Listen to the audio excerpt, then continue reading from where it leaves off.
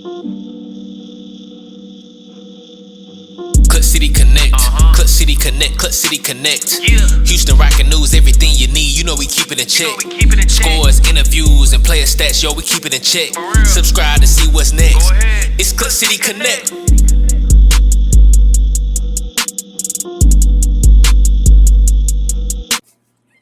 All right, what is the deal, YouTube? It's been a little minute, but I want to welcome you guys to another episode of Clutch City Connect with your boy Tyler A. And your boy AP. And like I said, once again, we want to thank you guys so much. And in today's episode, we got my main man, Mr. AK Infinity, aka Rockets Propaganda. Say, man, if you ain't got a Rockets cup, why are you even drinking something? You shouldn't drink if you're not drinking from a Rockets cup. What's wrong with y'all? They slipping and they tripping, but I'm gonna tell you what. I'm not even gonna give you no introduction. You are a man that don't need one. I'm gonna let you have the floor, brother. Man, it's your boy AK Infinity. Follow me on Twitter at AK_Infinity_VVS from the Rockets Propaganda channel. And we plugged in with the Clutch City Connect. Let's rock. Let's rock and roll. Let's rock and roll. Yeah. All right. All right, my man. I'm juiced up, dog. Hey, for sure. We love the energy over here at Clutch City Connect, my man. So I want to ask you something. Let's make sense of this real quick, my man. I want to get your thoughts on this. Because me and you, we've agreed on some things on Twitter when it comes to this certain player on the Rockets team that just so happens to wear number 4. So What are your thoughts on Jalen Green and the situation that's going on with him? So the situation is, I think it's been overthought. Honestly, it's been overthought, but we got to remember something, man. It's his first season with some real coaching in his life. The dude is an AAU player and then was the first class of the G League Ignite, which the history of the G League Ignite ain't looking too hot right now. I know it's early still, but it ain't looking hot. It's looking, it's not looking good. So there's that. But last summer, when we hired Ime Udoka, you got to remember, John Lucas said Jalen Green is not going to be a third-year leap guy. He's going to be a fourth-year leap guy, which makes sense. Especially, it's really different for two guards. If you go back in history. Thank you. Bruh, as a matter of fact, I'm going to give you somebody who ain't even break out really hard like that until their fourth season. People going to look at me crazy and they're going to say, oh, you comparing. Not every comparison is one-to-one, but I like context. Okay. Go look at Kobe's third season numbers and go look at his fourth season numbers. Which one of them years did he pop off? Yeah, and you know why I'm saying it? Because I did a whole video on that. I compare, as a matter of fact, guess who else we can compare him to? I looked at Steph. Steph's first 3 years, he wasn't a world beater at all until the fourth season. Guess who else we know very well? James Harden. He ain't pop off till he came to Houston. Yeah, he had a good, solid third season with OKC, but nobody saw MVP. Like, I'm naming guys, nobody saw MVP in their first 3 seasons with these guys. Another person I did, Russell Westbrook. Nobody saw MVP in his first 3 seasons. You didn't see that. You just didn't. You got to be patient with some of these, with these slim guards. James Harden ain't no slim guard, but different case, but same idea. Like, when it comes to these guards, man, it's not. You got to be patient a little bit, man. You really got to be patient. It's different when it's wings, because wings don't have that level of responsibility as guards do. It's completely different. Another thing, too, is if you look everywhere else at his game, he's gotten better. So the leap doesn't look like we want it to look. The third-year leap is not looking like we want it to look. So people mad. Oh, he's not averaging 25 on 50% shooting. He's a bust. Some of y'all smoking anthrax mixed with Ajax. Like, you gotta watch what you sniffing, man. You can't be sniffing nothing white. First of all, that's a problem. Don't sniff nothing white if you're gonna come on Twitter and give some bad takes out there, because it's permanent. If you screenshot it, it's permanent. So there's that. There's I think he has to adjust his shot profile. People want him to be. I think part of the problem too is we fresh off of James Harden, sort of, and we went right into Jalen Green, and people want Jalen to be that. Mm-hmm. He doesn't have to be that. He could be something else. He just has to be good. That's what we want him to be good. He just don't have to look like that. There's two guys' shot profile in particular that I like, that I think Jalen would really benefit from. One of them is DeMar DeRozan. He not taking 3-pointers unless he butt naked at the 3-point line.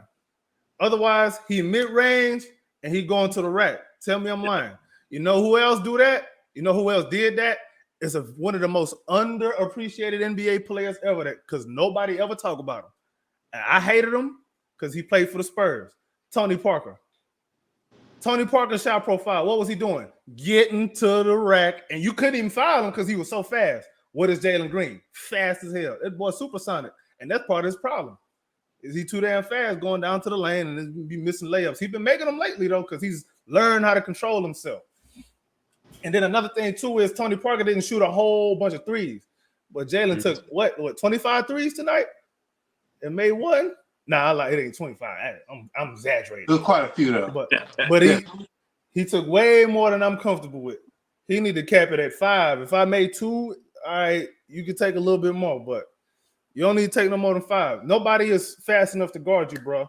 Take that thing to the rack. Even if you're missing your layups, that's cool. Şengün or Jabari gonna come clean it up off the glass. Just get to the rim.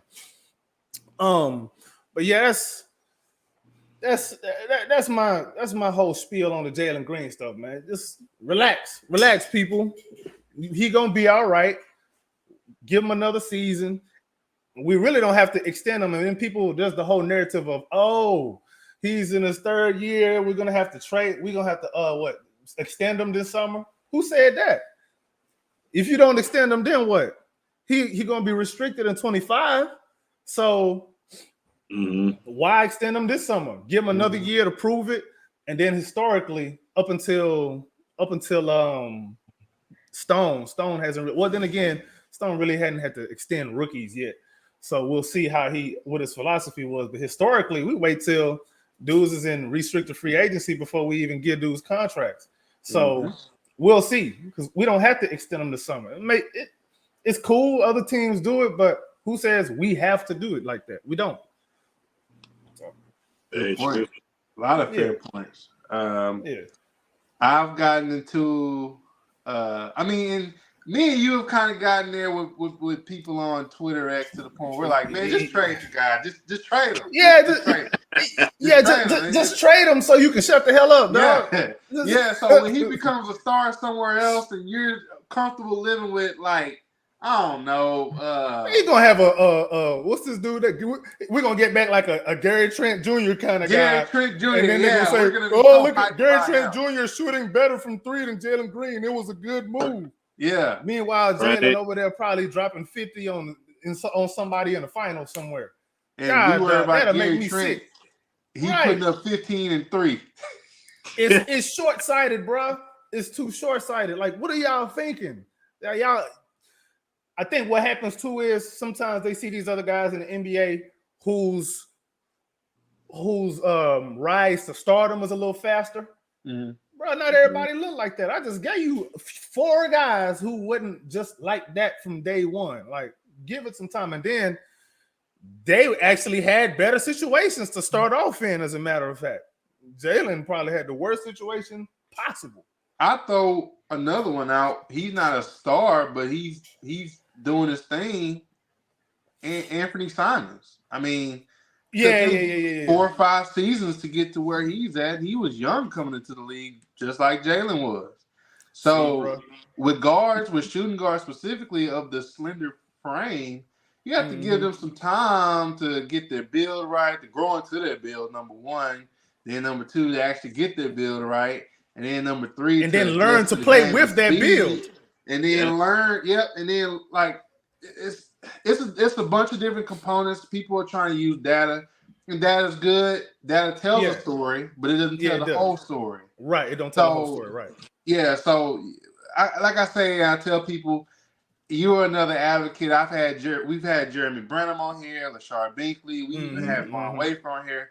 All these guys have said, Rockets fans, take your time with Jalen Green. Let him have 4 years, at least 4 years to get it right. And I feel like he will. I feel like it's been I understand, and sometimes like I think I just seen you like a post from Frank saying that it's like a love affair thing with Jalen Green, being a fan of him. Oh, it's like it's like an abusive relationship. Yeah. I think that best explains it, because when he plays good, you don't hear anything. But when he plays bad, man, it's like trade him here. He's not good. He's not an NBA player in the league for a reason. But, right. You know, this is coming from somebody who's sitting on that couch eating Funyuns, screaming at the TV. Talking about eating Funyuns. They eating Hot Pockets and they biting, and the Hot Pocket cheese is coming out the back, falling on your lap, burning your lap. That's what they problem. They're really mad that the Hot Pocket burning them. That's what the problem is. And you don't blame Jalen Green. Hot Pocket Green. Look what you did. It's Jalen Green fault. Come on, dog. And then people want to say, Sengun was a Silas kid too. Yeah, he was. But if you know anything about them Euros, say, man, they come ready. They come ready. Bro, they come in the league ready from day one. Most of them come ready to play from day one, bro. Because that's the system. Because the European system is developing them, but that's a whole different point. That's a whole other conversation. But long story short, Sengun been a pro since what? 14, 15? 14, He's 15. already been a professional. And then people want to also say Jabari, his daddy was an NBA player. Won league MVP at what, 17, 18? Yeah. And the I think it's the Turkish league. Yeah, Turkish league MVP that's the second 17, 18 years old. NBA. Mm-hmm. So I like their league, by the way. I like how they play. They physical. Yeah. I like their physical ball, bro. Yeah, they get a lot of professionals from that league, man. So that should tell you something. It's a bunch of Turkish guys in the NBA right now too, man. It's a bunch of them. So that should tell you what you need to know. And they in rotations. It's not like they buried in the bench. Like, these boys can hoop. It's a whole nother conversation for another day. But I would think instead of that G League Ignite, some of these guys, they need to go overseas, like Brandon Jennings did. But we can go. There's some hoop head stuff that we can talk about later, man. Yeah. So, my man, I want to ask you this. So, what would your grade be for the Rockets so far for the season?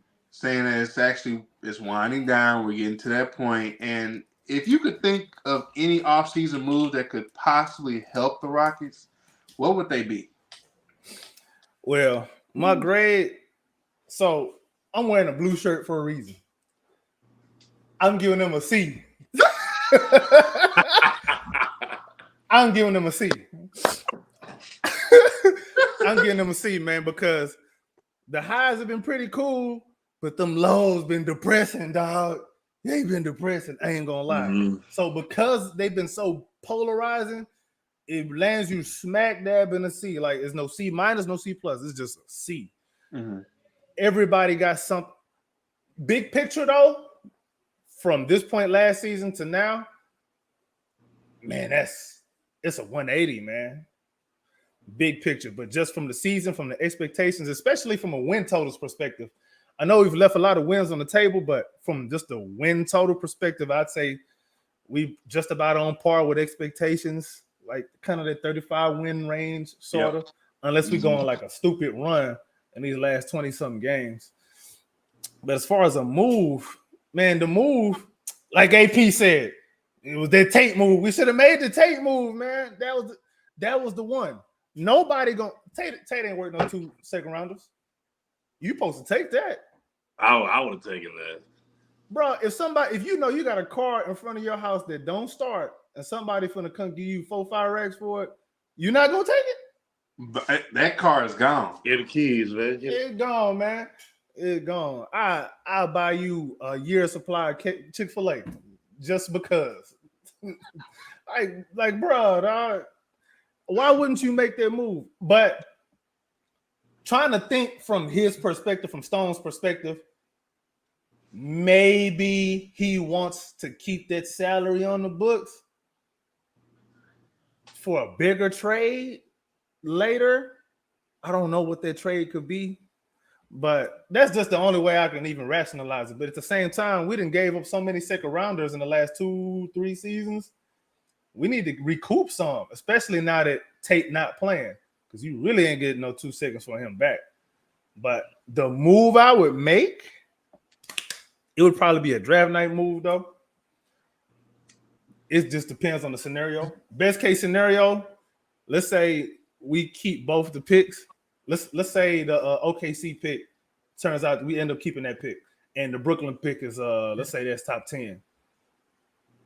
I trade back, recoup some assets, some future assets to use down the line, kick the can down the road a little bit, let these guys continue to grow some, and I'd move back in the draft. I'd move like middle of the draft, like 20 or so, and I'd try to grab Kel'el Ware or some 7-footer that don't have to play immediately, because we do need that. That is a skill set. We're gonna need a big man. We're gonna need an insurance policy for LP. We need that. So that's something that I would do. I know the draft is kind of heavy with bigs at the top of the draft and the lottery, but we'll see, man. I don't know. That's the only thing I could really think of. I can't really think of a superstar that might come available. I can't think of a trade. Well, then again, the playoffs will still have to happen, so that might be a little premature to think about. So we'll see, man. I don't know. Depending on what. Oh, I got one. Oh, I do got one. I just thought about this. If Boston flames out, Jaylen Brown might be a Rocket. If Boston flames out, yeah, that's the only one that I could think of. Trade for him. Oh, Jaylen Brown. You can have young Jaylen Brown. You have to take Cam Whitmore and Jalen Green. You can take both of them. Give me Jaylen Brown. He can't go left, but that's fine. We'll teach him how to go left, man. He gonna be in Houston. Everything go left in Houston. You mess around long enough, things gonna go left, and you gonna learn. Good. Not everybody gonna get that. So, I want to talk to you about the draft. Oh my goodness. Yeah. So, I actually used the NBA Tankathon the other day, and I came up with a scenario to give to you. So, let's say that we dodge a bullet this offseason, this draft, right? And our pick is top 4. We're selecting 3, third. And we keep the Brooklyn Nets pick, of course, unprotected. That falls to 9. So in that scenario, I like the thumbs up. In that scenario, if you're the GM, or better yet, if you're in the front office and Rafael Stone comes to you and says, hey, we got pick 3, pick 9. Who should we select? And what is the team biggest need? What are you telling Rafael Stone? To me, the team's biggest need is consistent perimeter creation. Mm-hmm. Shooting, I would say, is the skill set, but you get that with a better perimeter creation too. Because if you got somebody else who's consistent creating on the perimeter, it's going to open up easier shots for guys to take. So, man, the guy I'm going to take is Rob Dillingham, man, for many, many, many reasons. Many reasons to take him, man. He can shoot, and not only can he shoot, he can make really tough shots, and he ain't scared of nothing. I watched one game. I forgot who they were playing. Down the stretch, he wanted the ball every time, and he made a play every time. Whether it was going to the rack, getting fouled, whether it was shooting a jumper over somebody, over a longer defender, like hitting tough shots. I'm like, oh, no, this is what I know. I know this. I've seen this before. This is NBA right here. I mean, look at the NBA history and over the last, 12 to 15 seasons, how many Kentucky guards have come in the NBA and just wreck shop? A ton Majority of them, all right? of them. There's an MVP candidate named Shea Gilgeous-Alexander. What school he go to? Kentucky. Oh, Hey, man, them Kentucky boys, I don't know what it is. I don't know if it's the fried chicken that they got specifically there, but them boys can hoop. The boys can hoop. The boys can hoop, man. I don't know what it is, but them boys can hoop. But the best thing about the scenario that you gave is at pick 9, I can see Reed Shepherd still being on the board. And guess what he is? A sniper. Talk about having a burner. Say, man, if you remember when there was the freeze in Houston, Mhm. and there was a lot of people that had no heat in the house or nothing. If you had Reed Shepherd in the house, he got that burn on him, you good. He always cooking, bro. He always cooking. That boy there got it. I've never seen somebody, well, Jimmer Fredette, but he better than Jimmer Fredette. He way better. Tremendously. He's It's very way close. better. Way better. Especially Yeah. defensively. He's Yeah. way better. Yeah, it's not Man, the close. way he could shoot, man, if he came into the NBA with just a jumper and his skill set, he'll play for 15 seasons. Just with the skill set he has now. He could play for 15 seasons, Get man. some pin down screen set for him, let him light it up. And he kind of pesky on defense too. Like you look at him, he don't look like he's trying to play too much defense, but nah, he really be out there trying to be a dog on defense. If he's a help defender, bro, if you pass in his vicinity, oh, he's taking that. He's taking that, bro. Imagine him with Amen Thompson and Tari Eason. Dog. You know how many fast breaks he would get? Because them boys just Right. they pick off everything, man. He's like a free safety on defense, man. That's what he reminds me of. He's like a free safety. But them the two guys that I would pick. But that is my scenario. Well, sorry, that's not my scenario. That's like the best player available scenario. Okay. That's the best player available scenario. My actual scenario, what I would do, I talked about it a little earlier. I trade back. I'm trying to trade back. Obviously, can't always do that. You can't really control who agrees to a trade, but I trade back and try to get a Kel'el Ware or even a Donovan Clingan from UConn. I don't mind taking a project big because we got Steven Adams that's going to be playing next season. You'll have a young big that you can work on as a project. Worst case scenario, if he become too good, you can still flip him down the line and either gain some more assets or get another player. So it'll be a win-win. But the problem, though, is if you draft too high, man, where's the minutes going to come from on this team? Where the minutes going to come from? So that's what I'm thinking about. Because you got to think about it. I mean, the whole minute situation was the reason why. And this is when you were considering a certain player who was wearing number 3 for the Rockets up until certain situation happened. But this is the reason why, like Ty Washington and Josh Christopher and a lot of these guys were seen as expendable, especially with the draft prospects that were coming in. And Amen Thompson and Cam Whitmore, you weren't going to be able to find that season prior. I mean, Christopher was hardly getting time. Ty was just like a fill-in. Garuba he was so-so. He'd have been nice on this team, though. He would have been nice on this team. He would have been absolutely nice on this team. If you could have mixed and matched. I mean, especially with Tari Eason, a healthy Tari Eason. I mean, the upside potential is limitless. And speedy recovery to you, my man. For sure. Shout out to Tari, man. Yeah, he was a soldier and he tried to fight through, and he was out for a while. But I kind of figure a player being out that long, man, they're not going to play. It's something going on, and the best thing is that the surgery was successful, and he's going to make a full recovery. We'll see him in 4 months. That's plenty of time. Yeah, for the season. But my man, I gotta tell you, we want to thank you so much, man. Thank you for having me, bro. Thank you for having me, bro. I like this, bro. I like talking hoops. I like talking Rockets, especially, bro. I love it, bro. Appreciate you for having me on the platform, man. Yeah. See, it's crazy because it was supposed to be a draft show, but I mean, not draft, a trade deadline show. Oh Bro, you yeah, didn't do anything. yeah, Man. that's true. That's true. So what you gonna talk about? Nothing. Yeah. We gonna sit up here and just smile and eat. Hey, Stone did that. So man. Why can't we? Why can't we? Them boys. Now, I ain't gonna be mad too much at Stone though. I'm gonna say this. I personally wouldn't let him be in charge even from draft night.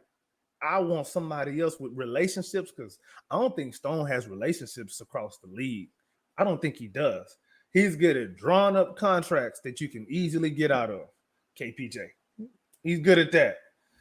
Outside of that, I don't really know. I guess maybe evaluating talent. He's drafted pretty well. I guess we could say that. But when it comes to making trades, the trades he's made, man, he'll make a bad trade and then make a good trade to make up for the bad trade. But he'll have to give up stuff. And I'm like, bruh, you would think at this point in the rebuild, we would have more assets than we actually do. Mm-hmm. Like, look at Utah. Look at OKC. But look at their front offices, though. Yep. More experienced front offices with relationships across the Sam league. Presti is arguably, I'm not even going to argue that. I think he's the best general manager in the NBA. They're going to have a problem, though, because all them draft picks they got, you got to use them. Yep. You already got a young team. What you going to do?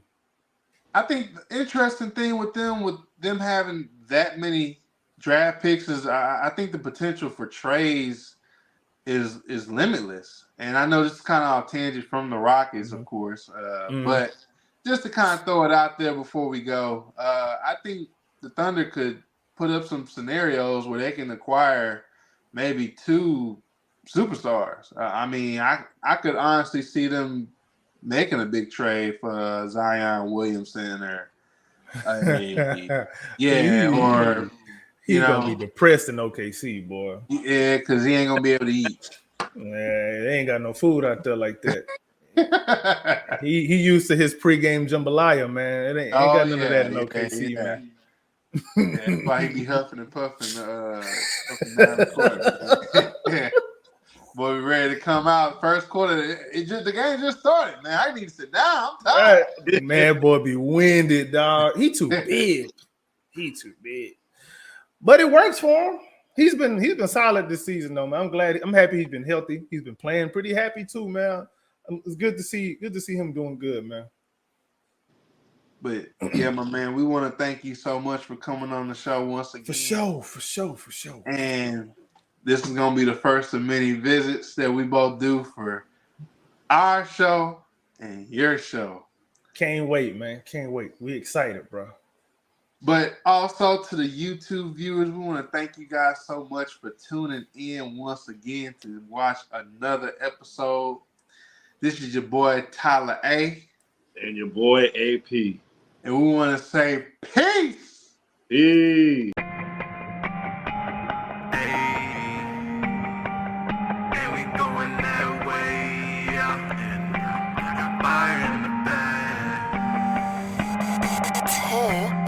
Yeah. Took 2 shots to the brain, yeah. Then I put the fire to the flame, yeah. Brought another